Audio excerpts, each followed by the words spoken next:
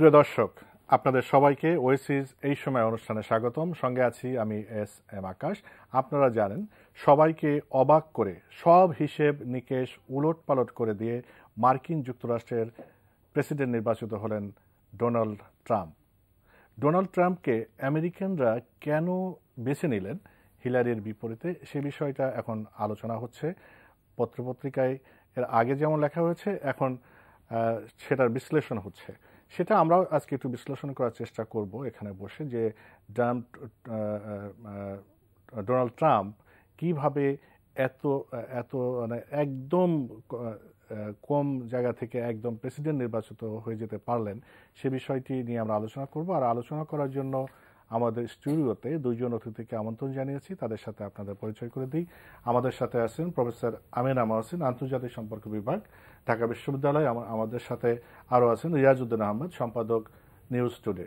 আপনাদের দুজনকেই স্বাগত জানাই এই অনুষ্ঠানে। প্রফেসর আমিনা মহসিন, আপনি আন্তর্জাতিক সম্পর্ক বিভাগের অধ্যাপক এবং অবশ্যই এই নির্বাচনের ক্যাম্পেইন থেকে শুরু করে এবং শেষ পর্যন্ত আপনি খেয়াল রেখেছেন, এবং কালকে টেলিভিশনে আপনি মন্তব্য দিয়েছেন, এর সাথেই ছিলেন। তো রেজাল্টের পর ডোনাল্ড ট্রাম্প যে এমনভাবে ঘুরে দাঁড়ালো, ভিক্টরি তার, তিনি হোয়াইট হাউসে যাচ্ছেন, শেষ হচ্ছে তিনিই হাসলেন, এটাকে আপনি কিভাবে দেখেন?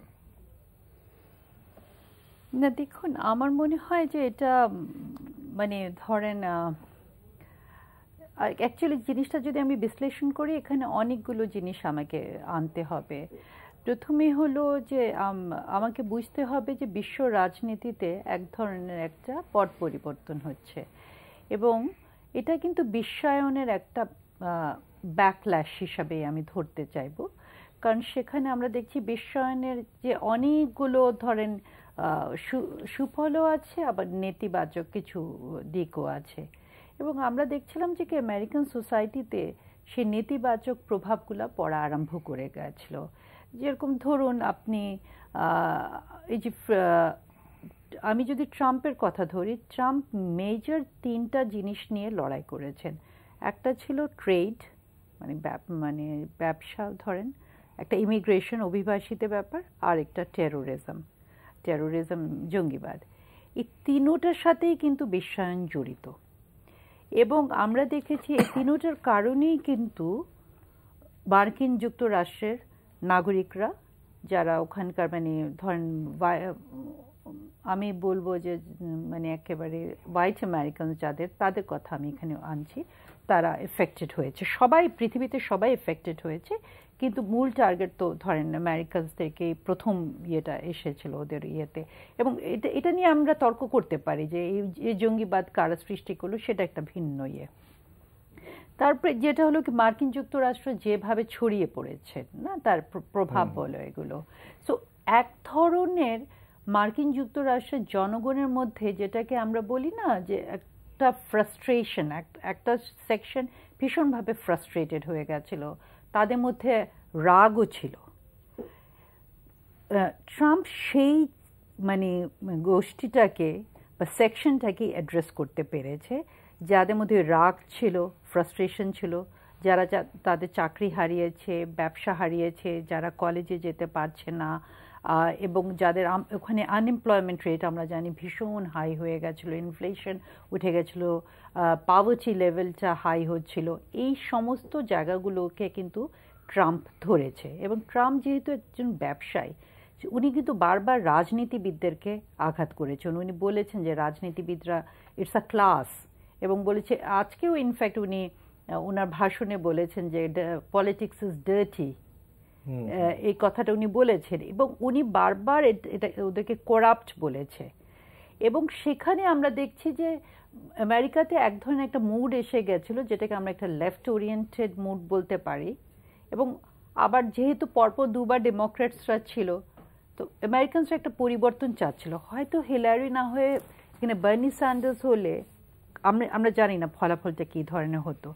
হিলারিকে খুব বেশি প্রো স্ট্যাবলিশমেন্ট কিংবা স্ট্যাবলিশমেন্টেরই লোক হিসেবে বিবেচনা করা হচ্ছিল, এবং হিলারিকে কিন্তু হকিশ হিসাবেও মার্কিন জনগণরা জানে, কারণ আমরা জানি ইরাক যুদ্ধ, লিবিয়া যুদ্ধ, এগুলো সব কিছুর সাথে উনি কিন্তু জড়িত ছিল।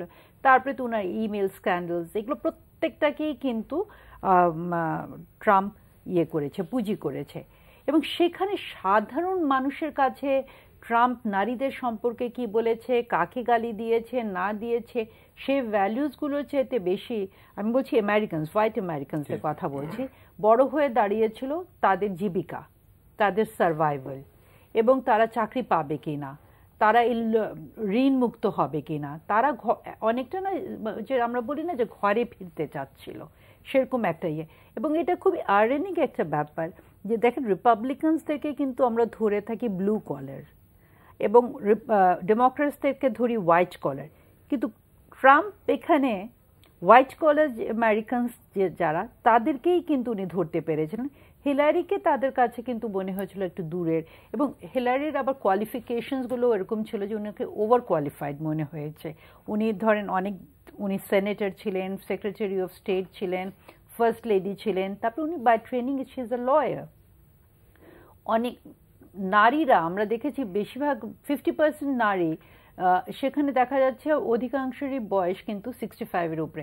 তারা হিলারিকে খুব এলিটিস্ট মনে করতো, মানে কাছের মানুষ মনে করেনি। আবার আসবো, আমাদের আরো সময় আছে। রিয়াজ উদ্দিন আহমেদ, আপনার বিশ্লেষণ কি এই যে সব জরিপ, মিডিয়া, হিলারির প্রতি মিডিয়া সাপোর্ট এবং যত জরিপ আছে এবং সবগুলো উল্টে গেল, এই হিসাব নিকেশ তো মানে উলটপালট হয়ে গেল, এর কারণটা কি, আপনার কি মনে হয়? এর কারণটা হলো যেটা ডক্টর আমিনা মহসিন বলেছেন যে ট্রাম্প পলিটিশিয়ান না, এবং তার পিছনে কিন্তু রিপাবলিকান পার্টি ওইরকম একাট্টাভাবে ছিল এরকম দেখা যায়নি। নিজের দলের সাথেই তিনি লড়াই করেছেন এবং সে কিন্তু তার পরিবারের লোকজন এবং বন্ধু বান্ধব নিয়ে একটা নির্বাচন করে ফেলেছে। তো উনি যেটা বলেছেন যে ট্রাম্প ব্যবসায়ী লোক, তো সে জানে যে কোন জায়গাটাকে মানে আঘাত করতে হবে, কোন জায়গাটা ধরতে হবে, কোন জায়গাটা ধরলে তার ব্যবসাটা ভালো চলবে। সে এই রাজনীতিটাকে একটা ইনভেস্টমেন্ট হিসেবে সে ধরে নিয়েছে, মানে হাউ টু সেল, এবং he is a good salesman, এবং সেলসম্যান হিসেবেই তো সে বিজনেসে শাইন করেছে। তো এখানেও সেলসম্যান, সে তার আইডিয়াগুলিকে সেল করেছে। সে বর্ণবাদ উস্কে দিয়েছে, সে ইমিগ্রেশনের ইস্যু উস্কে দিয়েছে, সে প্রত্যেক জায়গায় আমেরিকান সমাজটাকে ডিভিশন করে দিয়েছে, সাদা কালো, তারপরে আপনার মুসলিম খ্রিস্টান, তারপরে আপনার হোয়াইট শ্বেতাঙ্গ, হোয়াইট শ্বেতাঙ্গ, এইভাবে কিন্তু সে পুরো সমাজটাকে সে ভাগ করে দিয়েছে। এইটা তার জেতার একটা কারণ, যে প্রথম তো হলো অ্যান্টি ইনকামবেন্সি একটা ফ্যাক্টর।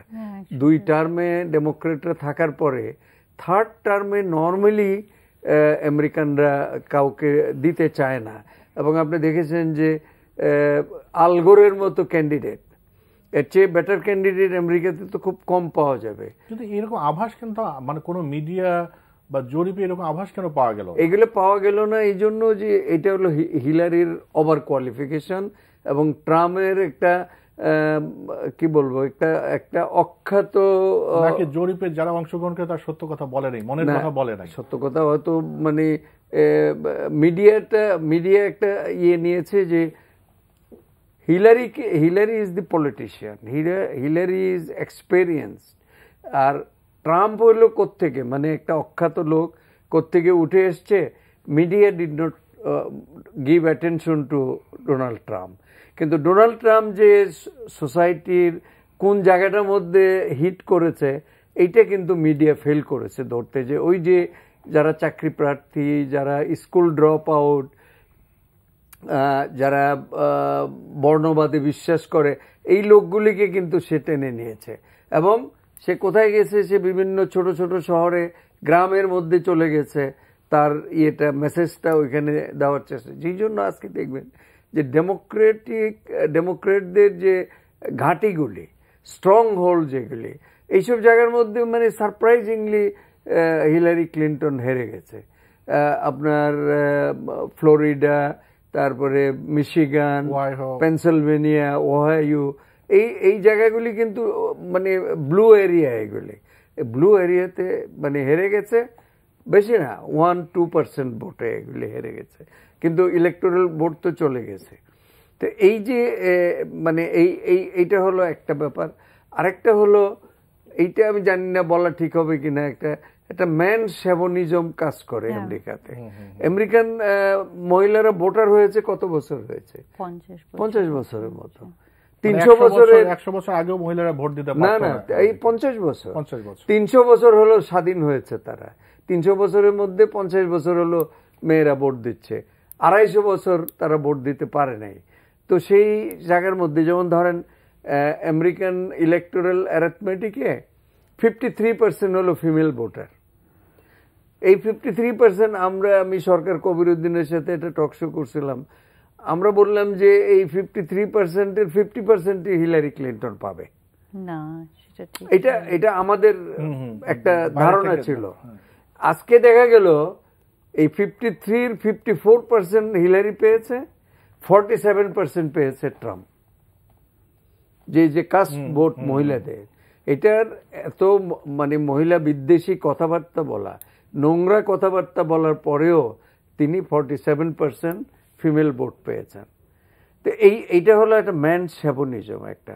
তো এইগুলি হলো ধরেন, 1 নম্বর হলো ওই যে বললাম অ্যান্টি ইনকামবেন্সি, 2 নম্বর হলো যে মানে ট্রাম্প এই দুর্বল জায়গাগুলি আমেরিকাতে যেসব জায়গায় অ্যাঙ্গারটা আছে এই জায়গাগুলি, এবং ওই যে বলছে যে মানে ওই পলিটিশিয়ানরা খারাপ, এই মানে ওয়াশিংটনের ইয়ে ভেঙে দিতে হবে, সে বলেছে কিন্তু বক্তৃতায় যে এই মানে নেক্সাসটা ভেঙে দিতে হবে।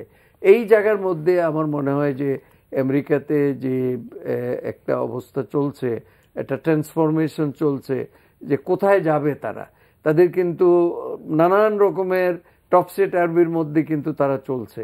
তারা দুনিয়াতে বিভিন্ন জায়গায় হামলার শিকার হচ্ছে। Americans walk in fear, slip in fear, work in fear.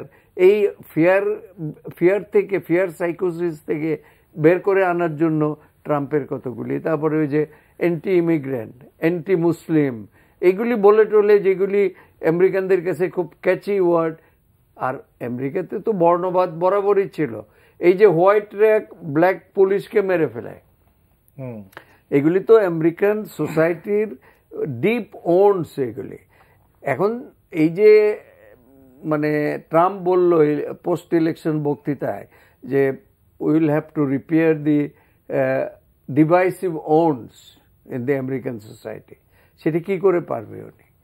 সেই প্রশ্নটা মনে হয় করবো আপনার কাছে। আবার আমি আসি প্রফেসর আমিনা মহসিন, যেটা রিয়াজ ভাই বলছিলেন যে অনেকেই বাংলাদেশে দেখলাম আলোচনা করছে যে হিলারি এমনিই তো আছেই, যে 2 টার্ম ডেমোক্র্যাট ক্ষমতায় ছিলেন, এগুলো তো আছেই। এই যে নারী হওয়ার ক্ষেত্রে আমরা যেমন আমাদের দেশে নারী স্বাধীনতা নিয়ে অনেক কথা হতে পারে, কিন্তু আমেরিকার ফেসটা তো বিশ্বব্যাপী অন্যরকম। সেখানে আসলে এই যে মনস্তত্ত্বটা কি, পুরুষরা তো অনেক ভোট দিয়েছে, আবার নারীরাও কিন্তু কম ভোট দেয়নি এত বিতর্কের পরেও, মানে এইটার মনস্তত্ত্বটা কি, আপনি কি মনে করেন? না মানে আমেরিকান, দেখুন সেটা একটা কন্ট্রাডিকশন মানে মনে হতে পারে, কিন্তু দেখেন ওই সোসাইটি, ওয়েস্টার্ন সোসাইটিসগুলো যে নট নেসেসারিলি আমরা ওদেরকে যেভাবে লিবারাল ভাবি বা লিবারেটেড ভাবি, সেটা কিন্তু ঠিক না। ওখানে কনজারভেটিজমটা প্রচণ্ডভাবে আছে, এবং আমেরিকান সোসাইটি কিন্তু একজন নারীকে এখনো প্রেসিডেন্ট হিসাবে দেখার জন্য প্রস্তুত না। একজন কমান্ডার ইন চিফ হিসেবে, আমি ওটাই বলতে যাচ্ছিলাম যে সেই নারী তো আবার কমান্ডার ইন চিফ হবে, এবং সেই নারী কমান্ডার ইন চিফ শুধু হবেন তার না, উনি কিন্তু উনার হাতের রেড বাটনটাও থাকবে। সেই মানসিকতাটা কিন্তু তাদের মধ্যে আসেনি। এবং ধরেন আমাদের এখানে যেভাবে নারী আন্দোলনের সাথে একদম এগুলো মাঠ পর্যায়ে মিশে গেছে, আমি বলছি ধরেন যেগুলো উন্নয়নশীল দেশ, সেখানে যেহেতু আমরা বিভিন্ন ধরনের জাতীয়তাবাদ আন্দোলনের মাধ্যমে এসেছি, তারপরে ধরেন আমাদের সার্ভাইভালের ইস্যুজের কারণেও কিন্তু নারী আন্দোলনগুলো অন্যরকম এসেছে। কিন্তু পশ্চিমা বিশ্বে ঠিক সেভাবে আপনি দেখবেন এটা যে একদম ছড়িয়ে গেছে তা না, মানে ওদের কিছু ভ্যালু সিস্টেমস আছে যেখানে ইকুয়ালিটির কথা বলে, তারা ইকুইটির কথা বলে, কিন্তু অ্যাপার্ট ফ্রম দ্যাট আমরা দেখেছি কনজারভেটিজমটা অনেকটা কাজ করে ওদের ভেতরে। এবং ওখানে আপনি দেখবেন আমেরিকান সোসাইটিতে আপনি দেখেন মানে ভায়োলেন্স এগেনস্ট উইমেন কত বেশি, তাই না, রেপটা কত বেশি।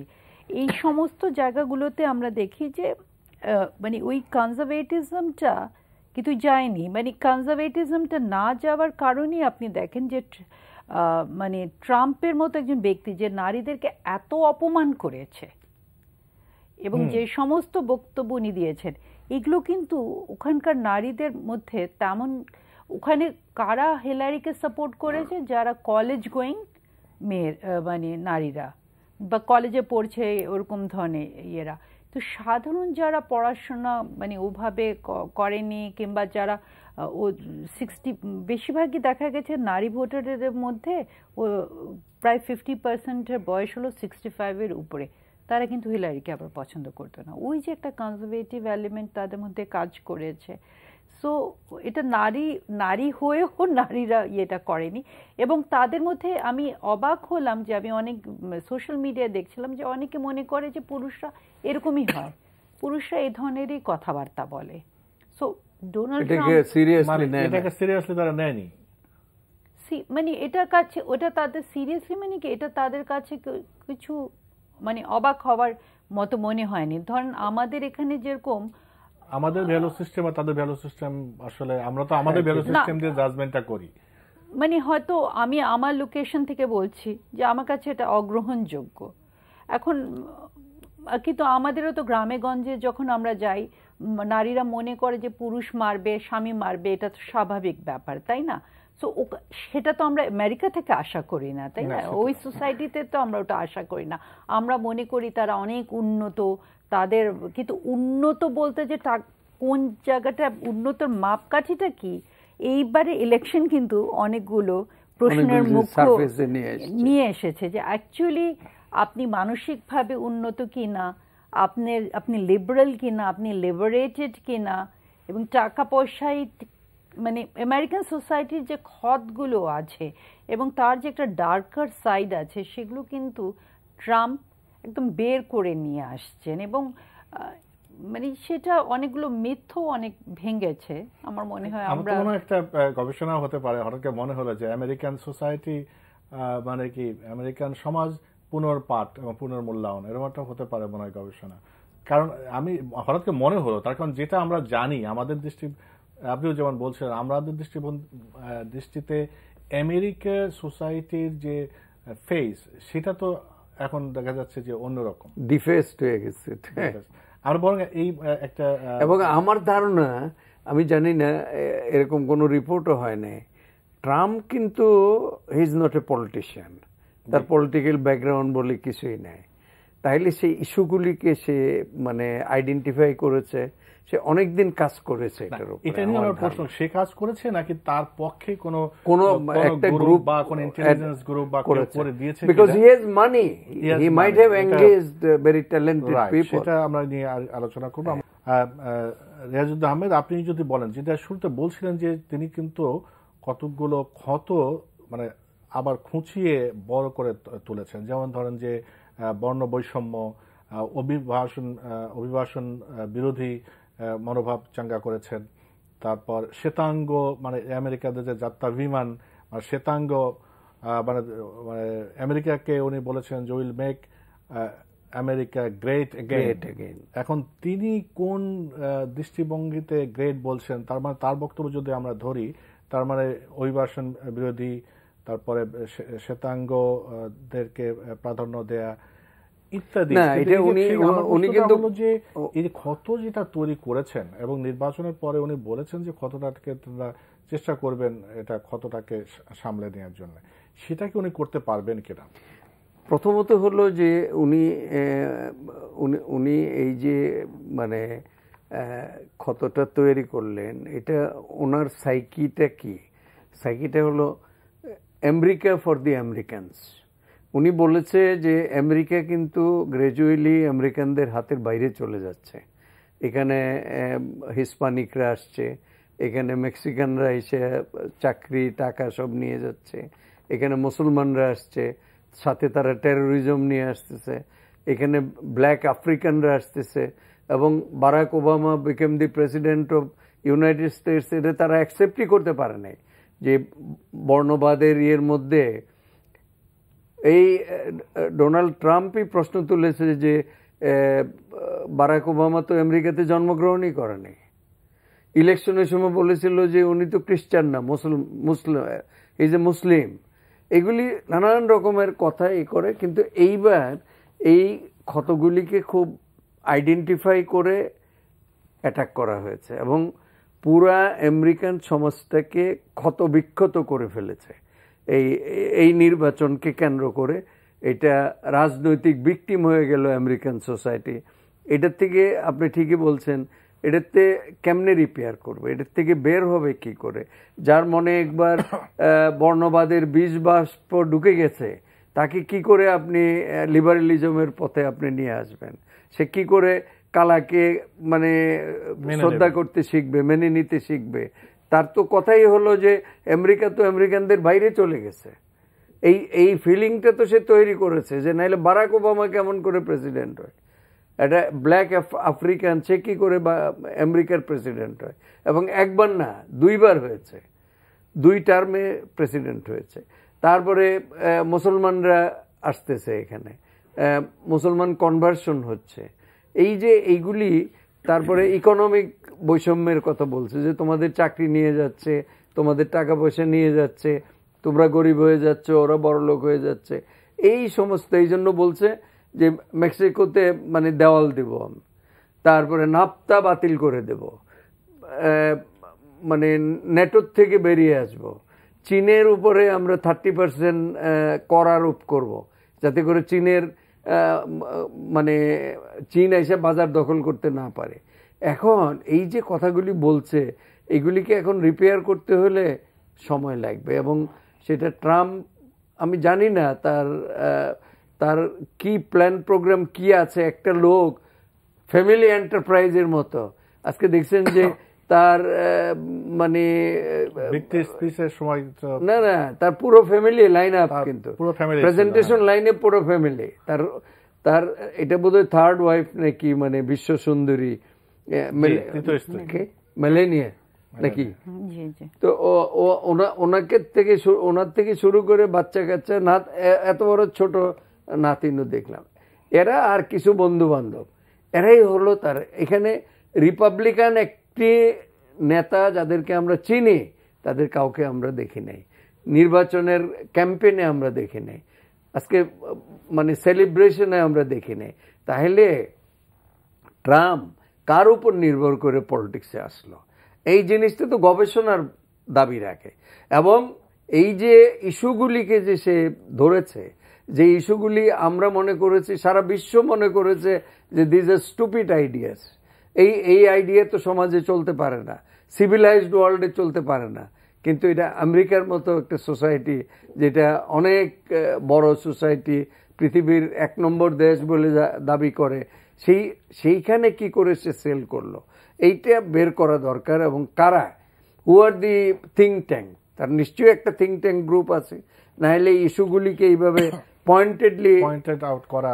এবং কখন করেছে দেখেন, যখন সে মহিলাদেরকে মানে কটূক্তি করেছে, যখন হিলারিকে বলেছে নেস্টি ওমেন, তখন কিন্তু সারা মানে বিশ্বের ইয়ের মধ্যে এটা নাড়া পড়ছে যে এই লোকটা পাগল, কি বলতেছে। বাট সে কিন্তু নিজে কিন্তু নির্বিকার এবং কনসিস্টেন্টলি বলে গেছে, বলে মানে আপনার এই যে ডিবেটের সময় সে মাঝখানে ফোরন কাটে। আচ্ছা, এই যে এই ঘটনাগুলি যে ঘটছে, এটাতে একটা জিনিস হয়েছে যে এই মানে আমেরিকাতে এই জিনিসগুলি ছিল, কেউ অ্যাড্রেস করে নাই, এটাকে ট্রাম্প আইডেন্টিফাই করেছে। আর 2 নম্বর হলো যে আমেরিকান সোসাইটির যে এতটা অধঃপতন হয়েছে, এই বর্ণবাদ এবং ডিভাইসিভ পলিসি একটা সমাজকে বিভক্ত। এই যে হিলারির যে স্লোগানটা ছিল স্ট্রঙ্গার টুগেদার, একদিকে হলো স্ট্রঙ্গার টুগেদার, একদিক দিয়ে হলো ঐক্য, আর একদিকে হলো বিভক্তি। ট্রাম্প তো সোসাইটিকে বিভক্ত করে দেখা যাচ্ছে বিভক্তি আসলে তার যে স্লোগান, বিভক্তি করার যে স্লোগান, সেটাই আসলে জয়ী হয়েছে। আমরা দেখি এটা প্রফেসর আমিনা মহসিন, আপনি যদি একটু আপনার অ্যানালাইসিস কি, যে এই যে বিভক্তি তৈরি হলো, এত বড় ক্ষতটা, এটা কি আসলে উনি প্রেসিডেন্ট হিসেবে এই ক্ষতটাকে সামলে নিতে পারবেন? উনি যেটা বলেছেন ঐক্য করা, এবং তার যে পলিসি, যেটা রিয়াজউদ্দিন ভাই বলছিলেন, যে এটা তো বলা যায় যে আসলে রিপাবলিকান দলের নেতারা তাকে সমর্থন করে নাই, তিনি একাই পুরো ক্যাম্পেইন চালিয়ে গিয়েছেন। তার মানে আসলে বলা যায় রিপাবলিকান দল আসলে জেতে না, জিতেছে তো ট্রাম্প। তার পলিসি তিনি দিয়েছেন, ব্যক্তিগত পলিসি, এবং সেটা দিয়ে তিনি জিতে এসেছেন। তো এখন এই যে ডিভাইসিভ পলিসি এবং কি বলে বর্ণবাদ যে উস্কে দিয়েছেন, উনি কিভাবে এই ক্ষতটা ঠিক করবেন? আর যদি ঠিক করতে না পারেন, তাহলে তার কনসিকুয়েন্স কি হতে পারে? ধন্যবাদ আপনাকে। দেখুন, রিপাবলিকানসরা যে ওনাকে সমর্থন দেয়নি সেটা ঠিক না। উনি রিপাবলিকানসদেরই নমিনি ছিলেন। রিপাবলিকানসদের মধ্যে বরঞ্চ তিনটা ভাগ হয়ে গেছিল। একটা পক্ষ ছিল যারা কোনোভাবেই তাকে সাপোর্ট দেয়নি, একটা পক্ষ ছিল যে তারা মানে উইথ গ্রাজ না পারতে তাকে সাপোর্ট করেছে, আবার একটা গ্রুপ ছিল যারা তাকে সাপোর্ট করেছে। সো এই ধরনের একটা বিভক্ত মানে বিভাজনের মধ্যে ছিল। কিন্তু উনি রিপাবলিকানের কোনো লং টার্ম পার্টি মেম্বারও ছিলেন না, ক্যান্ডিডেটও ছিলেন না। আমি যেটা বলছি যে ওই রিপাবলিকানদের হ্যাটটা তো উনি হি ওয়ার দ্যাট হ্যাট।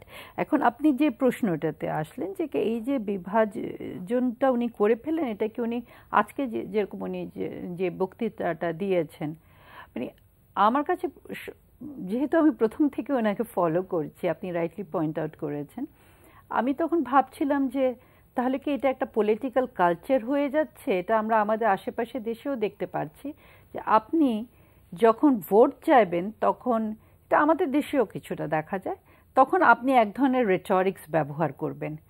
আপনি যেটা মানে সস্তা পপুলিজমের দিকে যাবেন, তারপরে আবার যখন ক্ষমতায় আসবেন তখন আপনি সেটা পাল্টিয়ে ফেলবেন। তার মানে কি আপনি একটা মিথ্যার উপরে বা একটা নেগেটিভিটির উপরে, হ্যাঁ, সেই ধরনের রাজনীতিতে আপনি এসে গেলেন। মানে এই জিনিসটা আমরা দেখতে পাচ্ছি। হ্যাঁ, এবং আমার মনে হয় হিলারির হয়তো এখানে রাজনৈতিকভাবে ওনার পরাজয় হতে পারে, উনি ইলেকশনে হেরে গেছেন, কিন্তু উনি নৈতিক জায়গায় কিন্তু জিতে গেছেন। কারণ উনি দেখেন নেগেটিভিজমের মধ্যে কখনো যাননি, মানে উনি, এবং শেষ মুহূর্তে উনি কিন্তু ওনার লাস্ট বক্তৃতায় উনি ক্ষমাও চেয়েছেন যে এতটা রাগের উপরে পুরো ইলেকশনটা মানে ক্যাম্পেইনটা গেছে। সো এইখানে যে উনি যে মানে এখন দেখেন আজকে উনি হিলারিকে অভিনন্দন জানিয়েছেন। উনি বলেছেন হিলারি খুব হার্ড ওয়ার্কিং, এবং উনি এটাও বলেছেন যে আমরা হিলারির কাছে অনেক ঋণী। হ্যাঁ, তাহলে উনি যে এতদিন বললেন উনি হিলারিকে জেলে দিবেন, হিলারি মিথ্যাবাদী, ও ক্রোকেড, তাহলে কি সব কি মুছে গেল? মানুষের স্মৃতি তো মানে এত মেমরি তো এত শর্ট হবে না, তাই না? তারপর উনি যেটা বলছেন, I want to be president of all Americans. আচ্ছা, এই অল শব্দটার উপরে কিন্তু আমি একটু জোর দিতে চাই। এই কথাটা তো হিলারি নির্বাচন আগে বলেছেন না? হ্যাঁ, উনি আগে বলেছেন, কিন্তু এখন আমাদেরকে দেখতে হবে উনি অল আমেরিকানসদের কিভাবে সংজ্ঞায়িত করছেন। শুধু হোয়াইট বোঝাচ্ছেন আবার উনি ইলেকশনের ক্যাম্পেইনের মাঝখানেও আমরা দেখেছিলাম উনি প্রথমে যেভাবে অভিবাসীদের বেরোতে বলেছিলেন, পরে দিয়ে উনি কিন্তু বলেছিলেন যে একটা যে যারা লিগ্যাল আছে তারা থাকতে পারবে। এখন যারা আনডকুমেন্টেড উনি কিন্তু তাদের ব্যাপারে এখানে এটা নিতে পারেন। তারপর উনি বলছেন যে উনি ক্ষতটাকে মানে ঠিক করবেন। আচ্ছা, এখানে এটা খুব একটা সাধারণ জ্ঞানের কথা, যে ধরেন উনি যে এমপ্লয়মেন্টটা কিভাবে ক্রিয়েট করবেন, উনি জবস যে দেবেন যারা স্কুল ড্রপ আউটস, এটা তো একটা কম্পিটিটিভ মার্কেট। তো কাউকে সরিয়ে তো ওনাকে এগুলো হয় উনি নিজেগুলোকে তৈরি করতে হবে, জবগুলো, এমপ্লয়মেন্ট, উইচ আমার যেটা মনে হয় যে উনি আগামী মানে কয়েকদিনের মধ্যে ওনার টিমের সাথে বসবেন এবং এগুলো আলাপ আলোচনার মাধ্যমে ওনাকে একটা নীতি, একটা সুস্পষ্ট নীতি নিয়ে আসতে হবে যে কিভাবে অন্যদেরকে ডিসপ্লেস না করে আপনি আরও জব ক্রিয়েট করতে পারেন এবং জব ক্রিয়েট করে আপনি এদেরকে অ্যাকোমোডেট করতে পারেন। কারণ যারা অলরেডি আছে, আপনি দেখেন উনি অভিবাসীদের বিরুদ্ধে এত কিছু বলেছেন, কিন্তু আমেরিকান সোসাইটি তো গড়েই উঠেছে তাদের শ্রমের বিনিময়ে, তাই না? আজকে আপনি তাদেরকে নাক ছিটকাচ্ছেন। অভিবাসীরা যখন সব চাকরি তো আমেরিকানরা করতেও পারবে না, এমন না যে হোয়াইটরা তো খুব একটা শিক্ষিত, ম্যাক্সিমামই তো কলেজ গোয়িং বা যেমন যখন ডাক্তার ইন্ডিয়া বা বিভিন্ন দেশ থেকে ডাক্তাররা গিয়েছেন, বিভিন্ন যে টেকনিক্যাল জব যারা করে তার ইচ্ছে করলে তো আমেরিকানদের বসাই দিলে তো হবে। এবং দেখেন মার্কেটগুলো এমন ধরনের কম্পিটিটিভ হয়ে গেছে যেখানে আপনি অনেক জবই কিন্তু আপনি আউটসোর্সিং করেন, বিকজ সেগুলো চিপ লেবার আপনি পেয়ে যাচ্ছেন। এখন যদি উনি আমেরিকাকে গ্রেট আমেরিকা করতে চান, একজন আমেরিকানকে তো উনি কম ওয়েজ দিয়ে সেই কাজটা করাতে পারবেন না। না, আর ওরা বেশিরভাগই তো লেখাপড়া করে না, স্কুল ড্রপ আউট হয়ে যায়, এবং এরা এই মানে কষ্টের কাজগুলি করতে চায় না। তাহলে ওরা তো মানে ওই ব্রেড এন্ড ব্রেড হইলে ওরা খুশি। হ্যাঁ, মানে ওদের সিস্টেমটা এ ধরনের মানে হয়ে গেছে। এখন আপনি চিন্তা করেন যে তাহলে উনি কাকে দিয়ে এটা কম্পেনসেট করবেন, উনি সে গ্রেট আমেরিকা কি করে তৈরি করবেন? এবং উনি শুধু গ্রেট আমেরিকার কথা বলেননি, উনি বলেছেন সেফ আমেরিকাও। কিন্তু উনি যে সমস্ত কথা ওনার পররাষ্ট্রনীতির ক্ষেত্রে বলেছেন, সেখানে এটা সেফ কি করে হবে, মানে সেটা অনেক সেটা আসলে বিশ্লেষণের ইয়ে রাখে। আপনার কাছে এটাই নিয়ে আবার আসবো। একটু ভাই যদি একটু বলেন, এই যে ডিভাইসিভ এবং যে বর্ণবাদ উস্কে দিলেন, এমনিতেই আমেরিকা, আপনি বলছিলেন যে আমেরিকায় তো ডিপ রুটেড হচ্ছে বর্ণবাদের আছে। আমরা দেখি যে গুলি করে মেরে ফেলে পুলিশ, হোয়াইট ব্ল্যাকরা যখন কোন একটা সন্ত্রাসী ঘটনা ঘটায়, এই ক্রস ফায়ারের মতো তাদেরকে যে ঘটনা যে মেরে ফেলে, এই বিভিন্ন রকম তো এরকম অভিযোগ আছে আমেরিকান সোসাইটিতে। সেখানে এই যে আরো বেশি করে যে তিনি এটা উস্কে দিলেন, সেখানে কি একটু আনরেস্ট তৈরি হওয়ার সম্ভাবনা আছে না? হতে পারে। আমেরিকার ইতিহাসে তো আনরেস্টের ইতিহাস আছে না? কতদিন সিভিল ওয়ার চলেছে, সিভিল ওয়ার মানে ক্ষত বিক্ষত হয়ে গেছিল আমেরিকা, এবং এইভাবেই হয়েছিল। তো আমেরিকানরাই তো আমেরিকার বিরুদ্ধে যুদ্ধ করেছে। তো সেটা হতে পারে একটা সময় যদি বেশি উস্কায়ে দেয় এবং এটা যদি কন্টিনিউ করে, তাহলে এরকম অবস্থা হবে। এবং এখানে যারা ডিপ্রাইভড হবে, যদি ব্ল্যাক আফ্রিকানরা যদি ডিপ্রাইভড হয়, হিসপানিকরা যদি ডিপ্রাইভড হয়, এদেরকে বের করে দিলে তো আমেরিকা আর থাকবে না। আমেরিকা কাজ করবে কে? আমেরিকার ইকোনমির চাকা কে নাড়াবে? তো এদেরকে যদি আপনার মানে বর্ণবাদের শিকার করা হয়, তাহলে তো আমেরিকা থেমে যাবে, আমেরিকা তো সামনে এগোতে পারবে না। তবে একটা জিনিস হয়, দেখেন, Hitler was a very popular leader. তার পপুলারিটি মানে তখন অনেকে ঈর্ষা করত। সেই হিটলারও তো একই ভাষায় কথা বলতো, জার্মানি ইজ ফর দি জার্মানস, এখানে আর কেউ থাকতে পারবে না। ট্রাম্প বক্তৃতা দিচ্ছে America is for the American, আমরা মানে আমেরিকাকে আবার গ্রেট বানাবো, তাই না? তো গ্রেট বানাইতে গেলে তো আরেকজনকে ছোট করতে হবে। তো কাকে ছোট করবা তুমি? যাদেরকে ছোট করবা তাদের শ্রমের উপরে তো তুমি, এই যে ট্রাম্প চায়নার উপরে কর আরোপ করতে চাচ্ছে, চায়নাতে তার কয়টা ফ্যাক্টরি আছে? ওই মানে ওখানে মানে চায়নার পণ্য যদি না আসে, ওই পণ্য না, ও নিজেই ওই পণ্য তৈরি করে আবার আমেরিকাতে এনে বিক্রি করে। তো এখন ওই চাইনিজদেরকে কর দিবে। চায়নার $3 ট্রিলিয়ন ইনভেস্টমেন্ট আছে আমেরিকান বন্ডস এন্ড সিকিউরিটিজে। এটা যদি উইথড্র করে আমেরিকা, চায়না, তো আমেরিকা, কাজেই এখন যেটা বুঝতে হবে এটা হলো যেটা প্রফেসর আমিনা মহসিন বলেছেন, যে এই যে পলিটিক্যাল রিটোরিক্স, ইলেকশন রিটোরিক্স, এটাকে আমরা রিটোরিক্স হিসেবেই ধরি, এবং আমেরিকা যেরকম চলছিল এরকমই চলবে। এবং আমার ধারণা ট্রাম্প একেবারে রেডিকেলাইজ করে ফেলবে আমেরিকাকে, কোনো দিকে রাইটিস্ট অথবা লেফটিস্ট, অলদো মানে হি বিলংস টু হকিশ গ্রুপ। এখন সেই হকিশরা কতটুকু সামনে যেতে পারবে, because American society is a balanced society, checks and balance এটার মধ্যে আছে। কেউ একদিকে নিয়ে যেতে পারবে আমি মনে করি না, এবং যদি নিয়ে যেতে পারে তাহলে মানে কি বলছে America great great again, will make America great again. তাহলে তো আর আমেরিকা গ্রেট থাকবে না। আমেরিকা আজকে যে মানে ইউনিপোলার ওয়ার্ল্ডে আস্তে আস্তে ইউনিপোলারিজম তো ভেঙে যাচ্ছে। রাশিয়া আসতেছে, এমার্জ করতেছে, চায়না এমার্জ করতেছে, ইন্ডিয়া এমার্জ করতেছে, ব্রাজিল এমার্জ করতেছে। তো এগুলি তো ইউনিপোলার ওয়ার্ল্ড তো ভেঙে যাচ্ছে। তো এইটাকে যদি আরো বেশি বর্ণবাদের দিকে নিয়ে যাওয়া হয়, ডিভাইসিভ মেকানিজমটাকে যদি চালু রাখে, তাহলে তো এই গ্রেটনেস চলে যাবে। America will B A isolated country. একটা ফোরকাস্ট আপনি করেছেন, আমরা একদম শেষ পর্যায়ে বোধহয় 30 বা 40 সেকেন্ডের মধ্যে দুইজনের উত্তর দিতে হবে। সেটা হচ্ছে পররাষ্ট্রনীতি।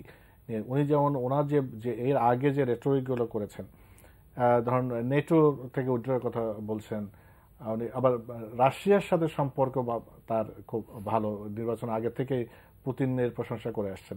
এই প্রেক্ষাপটে তার পররাষ্ট্রনীতির দিকে কোনো পরিবর্তন হতে পারে কিনা, খুব সংক্ষেপে। দেখুন, এখানে পররাষ্ট্রনীতির ক্ষেত্রে আমরা যেটা দেখি, মার্কিন যুক্তরাষ্ট্রে প্রেসিডেন্টের হাতে কিন্তু অনেক ক্ষমতা থাকে, এক্সট্রা অর্ডিনারি ক্ষমতা থাকে। কিন্তু আমার মনে হয় যেহেতু উনি এই ব্যাপারে ওনার দক্ষতা আগে আমরা নেই এবং উনি ব্যাপারে এটার সাথে ইনভলভ ছিলেন না, উনি একটা টিম নিয়ে কাজ করবেন এবং খুব রেডিক্যাল কোনো পরিবর্তন সম্ভব না যেভাবে আমেরিকা আছে। মানে এবং আমেরিকা যদি গ্রেট থাকতে চায় তাহলে মানে নেটো থেকে উইথড্র করা, এটা পেন্টাগনই দেবে না। ওদের মিলিটারি ইন্ডাস্ট্রিয়াল কমপ্লেক্সটা খুবই স্ট্রং। তারপরে আপনি দেখেন এখানে নেটো শুধু না, আপনি যদি এখন আজকে যদি দেখেন যে বাইরের দেশগুলো, ইউরোপ কিভাবে রিয়্যাক্ট করেছে, চায়না কিভাবে রিয়্যাক্ট করেছে, প্রত্যেকটা জায়গায় কিন্তু একটা কশিয়াসনেস এসেছে। ইরান রিয়্যাক্ট করেছে স্ট্রংলি। সর্বশেষ না, আমি মনে করি যে ওদের যে পররাষ্ট্রনীতি, এটা কিন্তু এটা বাইপার্টিজান সিস্টেমের মধ্যে এটাকে করা হয়। এটা চট করে নেতা পরিবর্তন হয়, নীতির পরিবর্তন হয় না। এবং এখানে খুব বেশি মানে খুব minor changes can be here and there, adjustment হতে পারে, বাট রেডিক্যাল কোনো চেঞ্জ হয়ে যাবে, যেটা উনি বললেন যে নেটোর থেকে বেরিয়ে যাবে, নর্থ কোরিয়াকে বম্বিং করে উড়াই দিবে, মানে নিউক্লিয়ার ইরান থেকে বেরিয়ে আসবে, আমার ধারণা এগুলি রিটোরিক্সের মধ্যে রাখা এই মুহূর্তে বেটার। আপনাদের দুজনকে অনেক ধন্যবাদ, প্রফেসর আমেনা মহসিন এবং রিয়াজুদ্দিন আহমেদ। প্রিয় দর্শক, আপনারা দেখলেন মার্কিন নির্বাচন, প্রেসিডেন্ট নির্বাচনে ডোনাল্ড ট্রাম্পের বিজয় নিয়ে আমরা কথা বললাম। ডোনাল্ড ট্রাম্প তার ভাষায় বলেছেন যে he will make America great again. Great America কেমন আমেরিকা বানাতে চান সেটা দেখার জন্য আমাদের আরও কয়েকদিন অপেক্ষা করতে হবে। সে জিনিসটা আস্তে আস্তে আরও পরিষ্কার হবে বলে আমার ধারণা। তবে দুজনে যেটা বলেছেন যে খুব বেশি যে পরিবর্তন হবে সেটা মনে হচ্ছে না। আজ এ পর্যন্তই। আপনারা সবাই ভালো থাকবেন।